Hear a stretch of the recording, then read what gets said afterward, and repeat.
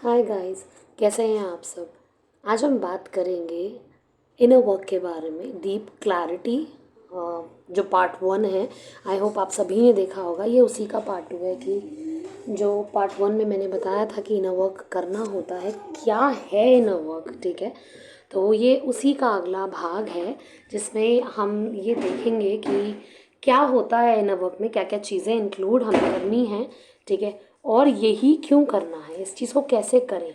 ये तो आप पहले पार्ट में जान ही गए होंगे कि हाँ, हमें कॉन्शियस होना है। हमारे को जो हमारी 3D सेल्फ है उसमें हर एक वे में कॉन्शियसनेस बढ़ानी है, ठीक है ना। अब ये कैसे बढ़ाएं, अपने आप को कॉन्शियस, अपने आप को और जीवित, जागृत, है ना, जिंदा कैसे करें। आज हम इसी बारे में इस वीडियो में बात करेंगे। तो प्लीज़ ये वीडियो को एंड तक देखिएगा अगर आपको डीप क्लैरिटी चाहिए। देखिए, हमारी बॉडी में 2 कंट्रोल हैं, ठीक है। एक आपका दिमाग, एक आपकी आत्मा, ठीक। तो अगर हमें अपनी आत्मा पे चलना है, जो कि चलना है, ठीक है, ये आत्मिक जर्नी है, क्योंकि है ना, आत्मा से जुड़ने की जर्नी है, जिसे सब पता है, उससे जुड़ने की जर्नी है। तो ऑब्वियसली हमें अपनी आत्मा से जुड़ना है, हमने अपनी आत्मा की सुननी है, हमें दिमाग की नहीं सुननी, है ना। तो हम अपनी आत्मा की तभी सुन सकेंगे जब हम, जो हमारा दिमाग हमें चिल्ला रहा है, चीख रहा है ना, माइंड चैटरिंग होती है बहुत सारे लोगों को कि हर वक्त चलता ही रहता है बहुत, है ना, ओवर थिंकिंग होती है। तो जब तक हम अपने दिमाग को शांत नहीं करेंगे, अपने थॉट्स को, ठीक है, देखेंगे नहीं, तब तक हम अपनी आत्मा की आवाज़ को नहीं सुन पाएंगे। तो इसलिए हमें अपने दिमाग को शांत करना यहाँ बहुत ज़रूरी होता है, और सबसे ज़्यादा डिफ़िकल्ट यही काम होता है, क्योंकि वो हमें इल्यूजन्स में लाता है, लूप में लाता है, हमारे पैटर्न्स बनवाता है, और भी बहुत सारी चीज़ें करता है, जिसकी वजह से डिफ़िकल्टी बढ़ती जाती है इस जर्नी में, और हम अपनी रियल सेल्फ को, रियल फीलिंग्स को, ठीक है, हम देख ही नहीं पाते, हम समझ ही नहीं पाते कि हो क्या रहा है, और हम उसके जाल में फंस जाते हैं। तो इसीलिए सबसे ज़्यादा इम्पॉर्टेंट है हमारे दिमाग का शांत होना, तभी हम अपनी आत्मिक जर्नी पे अपनी आत्मा से जुड़ के आगे बढ़ पाएंगे। तो कैसे कर सकते हैं ये अपने दिमाग को शांत करना। सबसे पहले मिनिमम 10 मिनट की मेडिटेशन कीजिए, सांसों पे ध्यान लगा के, ठीक है। सांसों पे ध्यान लगाएंगे 10 मिनट के लिए, आपके थॉट्स जो हैं, बहुत सारी चीज़ें पुरानी नई आएंगी और जाएंगी, आप उन्हें देखिए और उन्हें जाने दीजिए। फिर से आप अपनी सांसों पे ध्यान लगाइए, ठीक है। वो डिस्ट्रैक्ट करते हैं, थॉट्स जो होते हैं वो डिस्ट्रैक्ट करते हैं, फिर से आप सांसों पे ध्यान लगाइए, ठीक है। तो ये कर सकते हैं, जो करना ही करना होता है, जो मैं बताती हूँ, ठीक है। इसके अलावा आप अपने दिमाग को और शांत तभी कर सकेंगे जब आप जानेंगे कि आपका दिमाग जो है वो किस तरीके से काम कर रहा है, कब आपको क्या थॉट आता है और क्यों आता है। मीन्स आप अपने थॉट्स को देखिए, उन पर चेक रखिए, नोटिस कीजिए कि मेरे दिमाग में क्या चीज़ आ रही है। तो जब हमें ये चीज़ पता चलने लगती है कि मेरे दिमाग में ये थॉट आ रहा है, अभी मुझे ऐसा आ रहा है, मैं ऑफिस जा रही हूँ, मुझे ऐसे ऐसे ख्याल आ रहे हैं, ठीक है। अभी जैसे कि हम रेलवे ट्रैक पे कहीं पे साइड में खड़े होते हैं, ठीक है, फाटक पे खड़े होते हैं, तो हमें कैसे ख्याल आते हैं ना, हमें बहुत सारे, कई बार ऐसा होता है, उल्टे उल्टे ख्याल आने लगते हैं, एक्सीडेंट हो जाएगा, ये तो नहीं हो जाएगा, वो तो नहीं हो जाएगा, है ना। तो ये नेगेटिव हैं। तो इन थॉट्स को एकदम नोटिस कीजिए, है ना, और एकदम से आप उनको पकड़िए और लॉजिकल बात कीजिए कि ऐसा क्यों होगा, ऐसा नहीं होगा, ऐसा, मैं तो साइड में हूँ ना, क्यों हो जाएगा ऐसा, ऐसा कुछ नहीं सोचना, ऐसा नहीं होगा, ऐसा होगा। तो जब आप लॉजिकल बात करेंगे अपने हर एक थॉट से, ठीक है, आप देखेंगे कि वो धीरे धीरे शांत होने लगेंगे, क्योंकि दिमाग को लॉजिक और प्रूफ की ज़रूरत पड़ती है। तो इसीलिए लॉजिकल बात करना अपने थॉट से बहुत इम्पॉर्टेंट है, ठीक है। अगर हम ऐसा करें, ठीक है, जैसे कि कट कर दिया हमने थॉट, ठीक है, मुझे जो लोग बताते हैं मैं वो बता रही हूँ आपको कि भाई हमें तो बोला गया है कि हमें तो जो ये थॉट्स हैं उनको कट करना है, उनको इग्नोर करना है, उनको दबा दो, साइड लाइन कर दो, ठीक है। या हमें कोई मंत्र चैंटिंग हम हर वक्त करते रहें, अजप आजप जैसे होता है, ठीक है, हम वही करते रहें। तो इससे क्या होगा, क्या वो आपको थॉट नहीं आएंगे, थॉट वो फिर भी आएंगे बैकग्राउंड में, बस इतनी सी बात होगी कि हम उसको नोटिस नहीं कर पाएंगे, क्योंकि नोटिस करने के लिए भी हमें समझने की ज़रूरत पड़ती है कि चल क्या रहा है। लेकिन हम ज़बानी तौर पे कहीं और लग रहे हैं, ठीक है, हम अपने आप को डाइवर्ट कर रहे हैं अपने दिमाग को, लेकिन वो बैकग्राउंड में चल रहा है थॉट, और वही चीज़ मैनिफेस्ट हो जाती है ना। गलत जो है वो जल्दी मैनिफेस्ट हो जाता है। तो इसीलिए अपने दिमाग को हमें डाइवर्ट नहीं करना, हमें किसी थॉट को कट नहीं करना, लेट गो नहीं करना, इग्नोर नहीं करना, ठीक है, उसको पकड़ के उसको साफ करना। ये बिल्कुल वैसा है कि जैसे कि आपको चोट लग गई है और आप उसको लेट गो कर रहे हो, या आप उसको बोल रहे हो नहीं मुझे तो देखना ही नहीं, बहुत ब्लीडिंग हो रही है, बिल्कुल नहीं देखूंगी मैं, अब मेरे तो बहुत दर्द हो रहा है, मैं तो इग्नोर ही करूंगी। पर इग्नोर करने से, माइंड डाइवर्ट करने से या पेन किलर्स खाने से आप उस रूट कॉज तक कैसे पहुंचेंगे? हर एक चीज़ की जड़ तक जब तक आप नहीं पहुंचेंगे, आप उसको कभी भी कंप्लीटली सही नहीं कर सकते, ठीक है। इसलिए डॉक्टर भी तो डायग्नोज करते हैं ना पहले, आपको ट्रीटमेंट देने से पहले, कि भैया मामला क्या है, चल क्या रहा है आपके अंदर, है ना, तभी तो उसके हिसाब से आपका ट्रीटमेंट होता है। ऐसे ही यहाँ पे ये चीज़ है। तो जब तक आप अपने अंदर की चीज़ को नहीं जानोगे, अपने दिमाग को कैसे आपको फंसा रहा है, कब आपको ये थॉट लाता है, कब आपको ये लूप में फंसाता है, ठीक है, या कब कब आपको नेगेटिव थॉट्स आते हैं, कब कब आपको गुस्सा आता है, कब कब आपको जेलसी लगती है, किन किन लोगों से, किन बातों से, ठीक है। तो जब तक आप ये नहीं जानेंगे तब तक आप इसको परमानेंटली शांत नहीं कर पाएंगे। आपको लगेगा कि हम तो बैलेंस्ड हैं, शांत है हमारा दिमाग, हम बुरा नहीं सोचते, लेकिन क्योंकि जब आपने अपने सोचने पे ही ध्यान नहीं दिया, तो आप कैसे कह सकते हो कि आप किसी के बारे में बुरा नहीं सोचते या आपका दिमाग आपको लूप में नहीं फंसाता? तो इसीलिए यहाँ पर जानना, तभी तो आप जागृत हुए ना। जिंदा तो तभी होंगे जब आपको अपनी एक एक बारीकी पता होगी कि यार अब मुझे पता है मेरा दिमाग ना उल्लू बना रहा है। जैसे माँ को पता होता है ना अपने बच्चे का, तेरी रग रग से वाकिफ हूँ मैं, है ना, पता है ना मेरे को कि तू क्या कर सकता है। ऐसे ही बच्चे को पता है, अरे मेरी मम्मा, में बहुत अच्छे से पता है मेरी मम्मा क्या कर सकती है। ऐसे ही यहाँ पे ये चीज़ होती है। तो इसीलिए अपने दिमाग को शांत करना है अगर परमानेंटली चाहते हैं, तो आपको अपने थॉट्स को ऑब्जर्व करना, नोटिस करना और उनको लॉजिकल बात करके क्लियर करना बहुत ज़्यादा ज़रूरी है। तभी आप इसको परमानेंटली कर पाएंगे। अदरवाइज आप बस टेम्पररी ही उस चीज़ को नेग्लेक्ट करते जाएंगे, लेकिन आपको कोई भी परमानेंट सोल्यूशन इस चीज़ का नहीं मिलेगा, रिजल्ट जो है वो नहीं मिलेगा। अब देखिए, हमें अपनी आत्मा से जुड़ना है, ठीक है। अब हमने दिमाग थोड़ा शांत करना स्टार्ट किया, अब हम अपनी आत्मा की सुनना चाहते हैं, ठीक है। तो आत्मा की सुनने का सबसे अच्छा तरीका है आप अपनी फीलिंग्स पे चलिए। जितना आप अपनी फीलिंग्स पर चलेंगे, हर पल की ना एक फीलिंग होती है, जैसे कि आप कोई भी काम कर रहे हैं या करने जा रहे हैं, उसकी एक फीलिंग होती है। खुद से पूछिए, बात कीजिए, महसूस कीजिए कि मुझे क्या फील हो रहा है, मुझे अच्छा महसूस हो रहा है या मुझे बुरा, अच्छे में क्या अच्छा, बुरे में क्या बुरा, इनसिक्योरिटी, डर, ठीक है, या बर्डन, या बस बहुत एक्साइटेड फील कर रही हूँ, या तो मैं बहुत खुश हूँ, मैं यही चाहती थी, यू नो या मुझे कोई घबराहट लग रही है, क्या फीलिंग, क्या है, क्या इमोशन है आपका। तो जब आप हर पल की कोई भी काम आप कर रहे हैं, जब आप उसकी फीलिंग को फील करेंगे और नोटिस करेंगे, ठीक है, तो आप धीरे धीरे अपनी आत्मा से जुड़ने लगेंगे। जब हम फील करते हैं, ठीक है, इसके साथ साथ हमें खुद से बात करना स्टार्ट करना चाहिए, खुद से कॉन्वर्जेशन करनी चाहिए। जैसे कि जब भी आप खाली हों, ठीक है, तभी आप खाली से स्टार्ट कर सकते हैं, लेकिन धीरे धीरे आदतें बढ़ती बढ़ती ऐसी हो जाती हैं कि आप हर पल खुद से बात करने लगते हैं। जैसे कि छोटा बच्चा, आई एम श्योर आप सभी ने कभी ना कभी खुद से बचपन में ज़रूर बात करी होगी। बड़बड़ाते नहीं रहते बच्चे जैसे, है ना, कि जैसे अपने आप में खेलते रहते हैं, घर घर खेलती हैं बच्चियाँ, ठीक है, या कोई भी गेम खेलते हैं तो अपने आप से ही दो टॉयज़ लेके, जो बच्चा अकेला होता है वो अपने आप से ही अपने ख्यालों में अपने आप से बात कर करके खेलता है।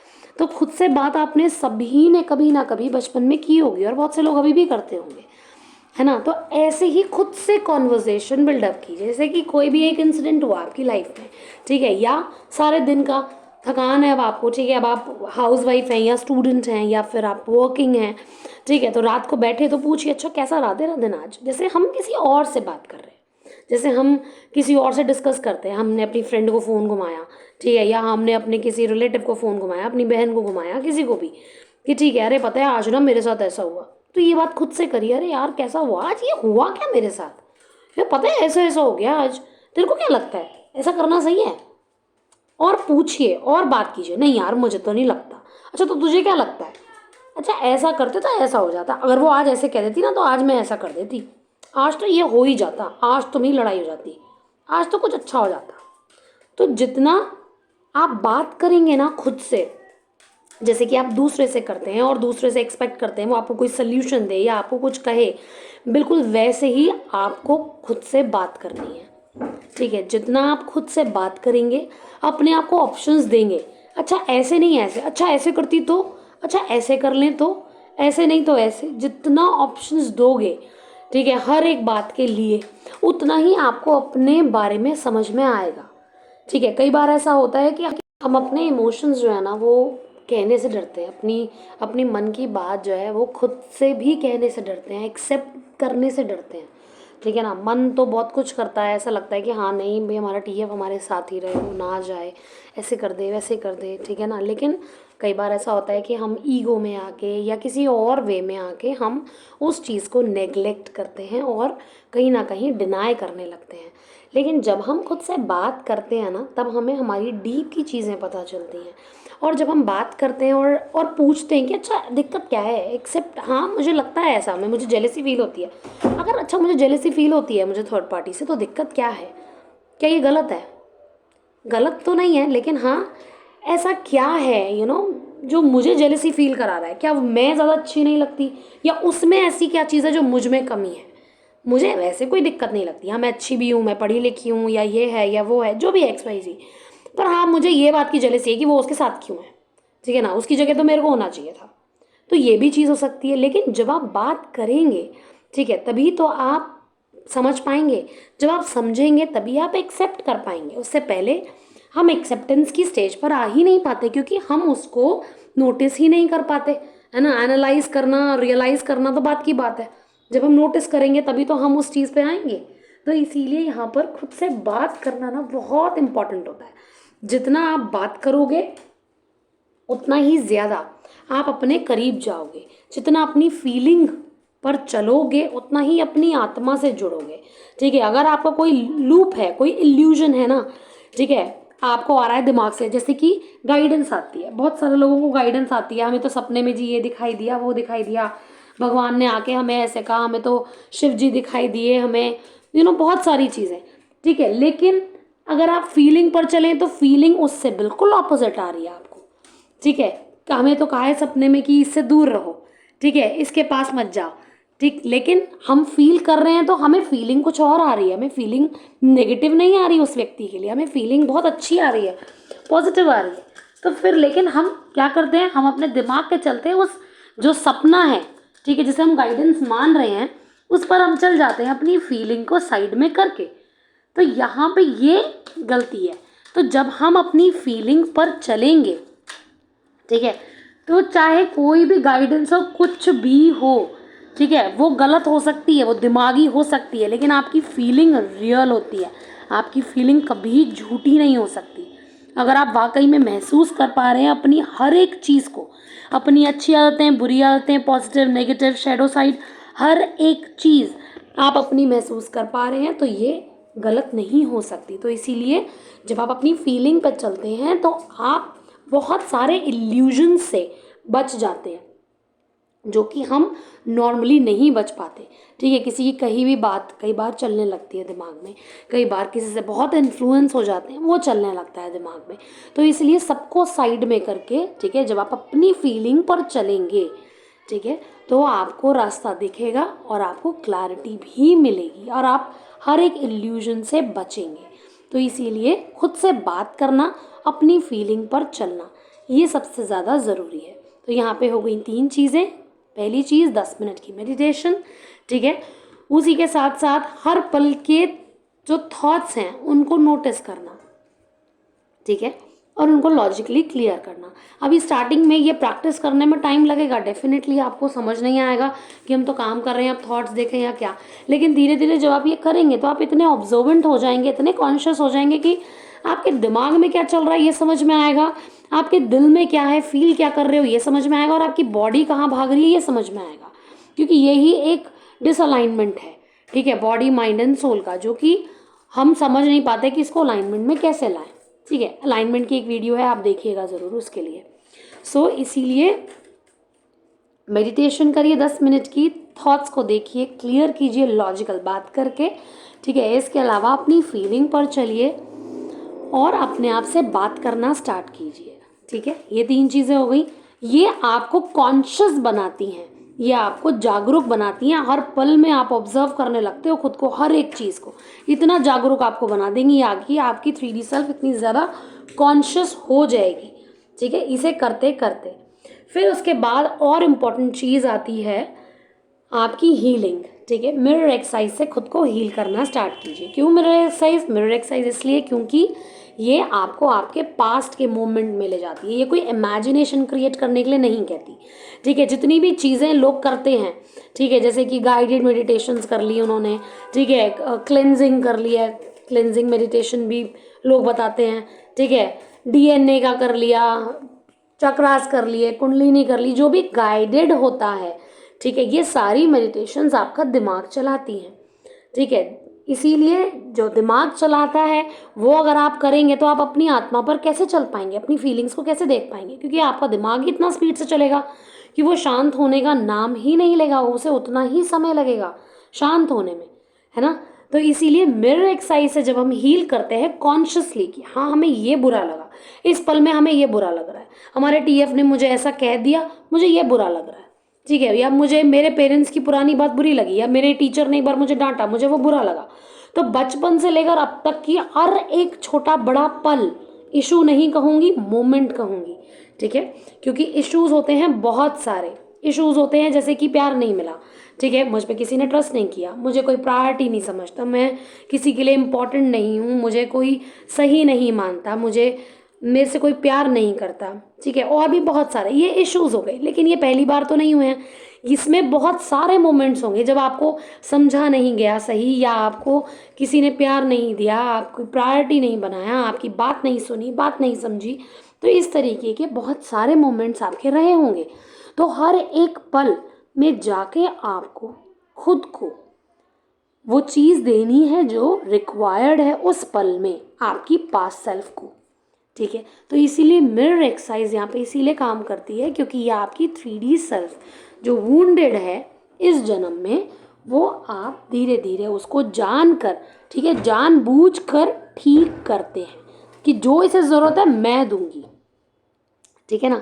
तो इसीलिए जब आप कॉन्शियसली पर्पसली ये काम करते हैं कि नहीं मुझे हील करना है, मैं कौन सा पल हील करूं, तो आप देखते हैं कि आपकी हीलिंग जो है और इफेक्टिव होने लगती है। मिरर एक्सरसाइज को करने के लिए आपको अपनी फीलिंग पे चलना बहुत ज़रूरी है, क्योंकि बहुत सारे लोग क्या करते हैं, इमेजिनेशन में पढ़ते हैं।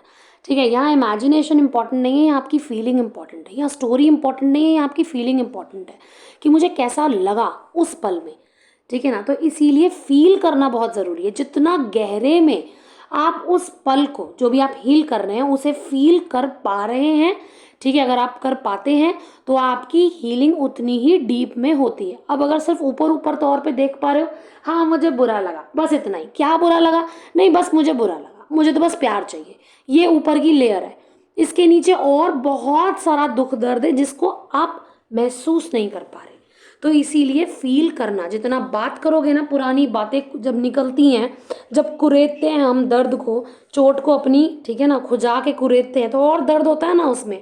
ऐसे ही ये पुराने पलों को जब आप और कुरेदेंगे, उसको स्क्रैच करेंगे, उतना ही ज़्यादा आप डीप में फील कर पाएंगे। जितना डीप में फील करेंगे उतना ही डीप में आपकी हीलिंग होगी। ये बिल्कुल वैसा है जैसे कि आजकल ऑपरेशन हो रहे हैं ना दूरबीन से, ठीक है, तो कैसे होते हैं, जितना आप डीप में जो है वो पाइप घुसेगा, वो जो पार्ट है, ठीक है, कैमरा भी डालते हैं उसमें और बहुत सारी चीज़ें डालते हैं, ठीक है, और अपने टूल्स भी डालते हैं ऑपरेट करने के लिए। जितना गहरे में जाते जाएंगे उतना ही चोट दिखती जाएगी, अच्छा और गहरे में और गहरे में, उतना ही जड़ से उसको निकाल पाएंगे। लेकिन सिर्फ ऊपर ऊपर जाके ऊपर ऊपर की सफाई करके आ गए और नीचे तो सारी चोट रह गई, नीचे तो सारा मामला रह गया, तो उससे आपको उतना इफेक्ट नहीं दिखेगा। ठीक है, तो इसीलिए इसको करने के लिए आपको फील करना बहुत ज़रूरी है। तो अपनी फीलिंग को उभारिए, उसको निकालिए। ठीक है, नम स्टेट पे मत जाइए। ये मत समझिए कि मुझे इमोशंस फील ही नहीं करने, मुझे रोना नहीं है, मुझे गुस्सा नहीं करना, मुझे तो इनसिक्योरिटी में नहीं आना, मुझे तो जेलस फील नहीं करना। अरे फील हो रहा है भाई, जेलसी लग रही है मुझे अच्छा नहीं लग रहा, मुझे गुस्सा आ रहा है किसी को देख के, उसके नीचे की लेयर देखिए। ठीक है, ये मत करिए कि मुझे इसको ऐसे नहीं करना, पर वो जड़ से ख़त्म नहीं होगा। जड़ से तब होगा जब आप उसके नीचे का रूट कॉज देखेंगे। तो इसीलिए फीलिंग पर चलिए, तभी आप मिरर एक्सरसाइज से कंप्लीटली हील हो पाएंगे। अपने हर एक पल में खुद को वो दे पाएंगे जिसकी आपको ज़रूरत है, और वो तभी जान पाएंगे जब आप फील कर पाएंगे कि आपको वहाँ पर किस चीज़ की ज़रूरत है। तो देखिए, यही मेन चीज़ें होती हैं जो मैं इनर वर्क में बताती हूँ, ठीक है, जो आपको कॉन्शियस बनाता है, आपको हील करता है और आपका दिमाग शांत करता है, आपको अपनी आत्मा से जोड़ता है, ठीक है। इसके अलावा जैसे कि लोग बोलते हैं चक्रा बहुत ज़रूरी होता है, तो देखिए चक्रा क्या है, चक्रास आपके इमोशन से चलते हैं। हर एक चक्रा का इमोशनल एस्पेक्ट होता है। तो अगर आप अपने इमोशंस जो हैं वो देख के ठीक कर रहे हैं तो आपको चक्रा मेडिटेशन की कोई ज़रूरत नहीं है। और अगर आप फिर भी करते हैं और आप अपने आप को हील नहीं कर रहे, अपने आप को ऑब्जर्व नहीं कर रहे, देख नहीं पा रहे क्यों हो रहा है मेरे साथ, क्या हो रहा है, फिर भी एक लाश की तरह ही जी रहे हो, लेकिन हाँ भाई मैं स्पिरिचुअलिटी में हूँ तो मुझे मेडिटेट करना है, तो हम लम वम करने बैठ जाते हैं, तो उससे आपको कभी भला नहीं होगा। मुझसे लिखवा लीजिए कहीं भी, ठीक है। वो आपको सालों साल भी बेनिफिट नहीं दे सकता जब तक आप कॉन्शियसली पर्पसली अपने इमोशंस को नहीं देखेंगे। तो इस चक्रास इमोशन से चलते हैं, तो इमोशंस को देखिए और हील करना स्टार्ट कीजिए, चक्रास ऑटोमेटिकली ठीक होंगे। अब रही बात इस चीज़ की कि कर्मा क्लेंजिंग मेडिटेशन में क्यों नहीं बताती, या मैं डीएनए हीलिंग क्यों नहीं बताती। डीएनए पावर होती है, ठीक है, ये पावर आपको खोलनी है, आप इसको हील नहीं कर सकते, क्योंकि ये पावर है आपकी। हर पावर तभी खुलती है जब आप अपनी फीलिंग पर चलते हैं, ठीक है। तो इसीलिए इसको हील करने की ज़रूरत ही नहीं होती, ये हील कभी हो ही नहीं सकता। रही बात कर्मा क्लेंजिंग मेडिटेशन की, तो कर्मा क्लेंज कैसे हो सकते हैं, जो बुरे कर्म किए भाई वो भुगतने तो पड़ेंगे, ठीक है, वो निकलेगा ही निकलेगा किसी ना किसी वे में। या फिर आप असेंड होइए, जितना आप असेंड होंगे उतना ही जल्दी ये निकलेंगे, ठीक है। निकलेंगे तो अपने तरीके से ही, लेकिन ये जल्दी ही निकलेंगे। जल्दी कैसे रिलीज कर सकते हैं, क्योंकि जब आप भगवान की ओर बढ़ेंगे, यानी कि अपनी आत्मा की ओर, अपने शरीर को समझ के अपने अंदर और गहरे में जाने लगेंगे, असेंड करने लगेंगे, वैसे ही आप जो ग्राउंड फ्लोर पे कार्मिक लोग हैं आपके साथ, वो जल्दी निकलने लगेंगे। आप ऐसे समझिए कि आप फटाफट भाग के सीढ़ी चढ़ रहे हो, ठीक है, सारे लोग ग्राउंड फ्लोर पे खड़े हैं, तो आप जब भाग के सीढ़ी चढ़ गए तो वो आपको पकड़ थोड़ी पाएंगे, क्योंकि वो आपके साथ नहीं चढ़ रहे, सिर्फ आप चढ़ रहे हो। तो वो स्पीड से आपके कर्मा और कार्मिक लोग जो हैं वो जल्दी निकलेंगे। तो इसीलिए असेंशन जो है वो आपको कर्म रिलीज जल्दी करता है, ना कि कोई मेडिटेशन, ठीक है। और अगर मेडिटेशन ही करनी है तो वाकई में साधु संत की तरह जंगल जाइए, ठीक है, वहाँ जाके 24/7 तपस्या कीजिए। जब आप ये करेंगे, बिल्कुल मोह माया त्याग देंगे, इस इल्यूजन से, इस चीज़ों से, ये जो हमारी रोज़मर्रा की लाइफ है इनसे निकल जाएंगे। अगर आप ये बिल्कुल तपस्या कर सकते हैं जाके तो बिल्कुल कीजिए, उससे डेफिनेटली आप जल्दी असेंड भी करेंगे, आपके कर्म भी रिलीज होंगे। लेकिन हमें रहना 3D में है, हमें अपना यूनियन पाना है, हमें और लोगों को जगाना है, और बहुत सारी चीज़ें हमें करनी है। तो हम जो है कॉन्शियसली पर्पसली ये काम करेंगे, 3D में रहेंगे भी और असेंड भी करेंगे। अब बात करते हैं मंत्रा चैंटिंग की। मंत्रास क्या होते हैं, मंत्रास इंटेंशन होते हैं, ठीक है। अब हम इंटेंशन बोले जा रहे हैं, हम मंत्रास बोले जा रहे हैं, लेकिन हम कॉन्शियस हो नहीं रहे, ठीक है। हम भगवान को याद कर रहे हैं, हम अगेन बाहरी भगवान को याद कर रहे हैं, ठीक है। अपने आप को बिजी रखने के लिए हम बाहरी भगवान को याद करें, और अपने अंदर का जो भगवान है, हमारे अंदर जो भगवान ने अपना एक अंश भेज रखा है उस परम शक्ति ने, उसको हम देख भी नहीं रहे। उसको तो हमने कूड़े में डाल रखा है, तो अंधकार में डाल रखा है, ठीक है। तो ये कहाँ की बात है, आप बताइए। जब आप, वो वाली बात है कि आपका बच्चा, आप सोचिएगा इस बारे में, अब आपका बच्चा है, आपको देख नहीं रहा, आप उसकी माँ हो या आप उसके पिता हो, आपको वो देख नहीं रहा, पर वो बाहर किसी आंटी को देख के माँ कह रहा है, मम्मा ये, मम्मा वो, या ये मेरे पापा, समझ किसी और को रहा है। कितना आपको गुस्सा आएगा कि यार मेरे को तो देख, मैं घर में बैठी हूँ, मुझे तक तो तू नमस्ते भी नहीं करता, मुझे तो तू पूछता भी नहीं, मुझे तो माँ तक नहीं कहता। बाहर तो जग में माँ और बाप दोनों ढूंढ रहा है, उनको पता नहीं किसको माँ बाप बना लिया, पर जो मैं अंदर घर में बैठी हूँ मुझे तो देख नहीं रहा, देख ही नहीं पा रहा। तो ये कितनी गलत बात है। ऐसा ही दर्द आपकी आत्मा को भी होता होगा, पता है कि भाई मैं हूँ, मुझे देख ले। बाहर तो जाके मैंने कितने जल चढ़ा लिए, कितने व्रत रख लिए, पूजा पाठ कर ली, घंटियाँ बजा ली, ठीक है, सब कुछ कर लिया, लेकिन जो अंदर का भगवान है उसको हम देख ही नहीं रहे, उसको हम जान ही नहीं रहे कि वो क्या चाहता है, वो क्यों हमें जगा रही है, हमारी आत्मा क्या चाहती है, क्या लक्ष्य है हमारा, उसका क्या लक्ष्य है शरीर में आने का, हमारा क्या लक्ष्य है इस जीवन का, वो हम देख समझ ही नहीं पा रहे, उसे हम देखना ही नहीं चाहते। तो इसीलिए जो ये चीज़ें होती हैं ना बाहरी, ये मैं कभी नहीं बताती, क्योंकि ये बाहरी कहीं हम उल्टी सीधी जगह जुड़ने लगते हैं।